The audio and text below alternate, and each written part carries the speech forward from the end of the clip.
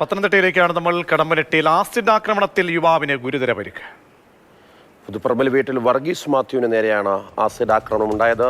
മദ്യപാനത്തിനിടെ ഉണ്ടായ തർക്കമാണ് കാരണം. വിവരങ്ങളുമായി സി കെ അബിലാൽ ചേരുന്നുണ്ട്. അബിലാൽ, മദ്യപാനത്തിനിടയിലേക്ക് ആസിഡ് എങ്ങനെ കടന്നു വന്നു? ഇത്തരം ആസിഡ് ഉപയോഗിച്ചുകൊണ്ടുള്ള ഒരു ആക്രമണം നടത്താൻ വേണ്ടി ഇത് കരുതിക്കൂട്ടി എന്തെങ്കിലും സംഭവിച്ച കാര്യമാണോ? ആസിഡ് കൈവശം വെച്ചിരുന്നു അദ്ദേഹം?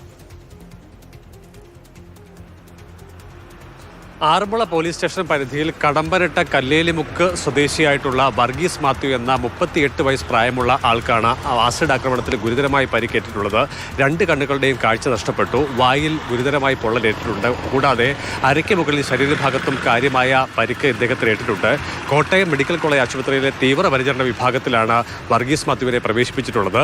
വെന്റിലേറ്റർ സഹായത്തോടെ ജീവൻ നിലനിർത്തി വരികയാണ്. തിങ്കളാഴ്ച രാത്രി 10:00 കേസിനാസ്പദമായ സംഭവം ഉണ്ടാകുന്നത്. പരിക്കേറ്റ് ചികിത്സയിൽ കഴിയുന്ന വർഗീസ് മാത്യുവും പ്രതി ബിജു വർഗീസും അമ്മാവനും അനന്തരനുമാണ്. ഈ കേസിൽ ബിജു വർഗീസിനെ ഇന്നലെ പോലീസ് പിടികൂടുകയും അറസ്റ്റ് രേഖപ്പെടുത്തുകയും ചെയ്തിട്ടുണ്ട്. ഇയാളുടെ പ്രായം 55 വയസ്സാണ്. ഇരുവരും കൂലിവേല ചെയ്ത് ജീവിത ഉപാധി കണ്ടെത്തി വരുന്ന ആളുകളാണ്. വൈകുന്നേരങ്ങളിൽ തിരിച്ചെത്തിയാൽ ഇരുവരും ഒന്നിച്ചിരുന്ന് മദ്യപിക്കുന്നത് ഒരു ദിവസവും ഉണ്ടാകാറുണ്ട് എന്നുള്ളതാണ് ബന്ധുക്കളിൽ നിന്നും പോലീസിന് ലഭിച്ചിട്ടുള്ള വിവരം. തിങ്കളാഴ്ച രാത്രിയിലും ഇത് ആവർത്തിച്ചു. ഇതിനിടയിലുണ്ടായ തർക്കത്തെ തുടർന്ന് ബിജു വർഗീസ് തൻ്റെ വീട്ടിലുണ്ടായിരുന്ന റബ്ബർ ടാപ്പിക്കും അതോടൊപ്പം തന്നെ റബ്ബർ പാൽ ഉറയൊഴിക്കുന്ന ആവശ്യത്തിനായി കരുതി വെച്ചിരുന്ന ആസിഡ് എടുത്ത് ശരി, സി കെ അബിലാലാണ് വിവരങ്ങൾ നൽകിയത്.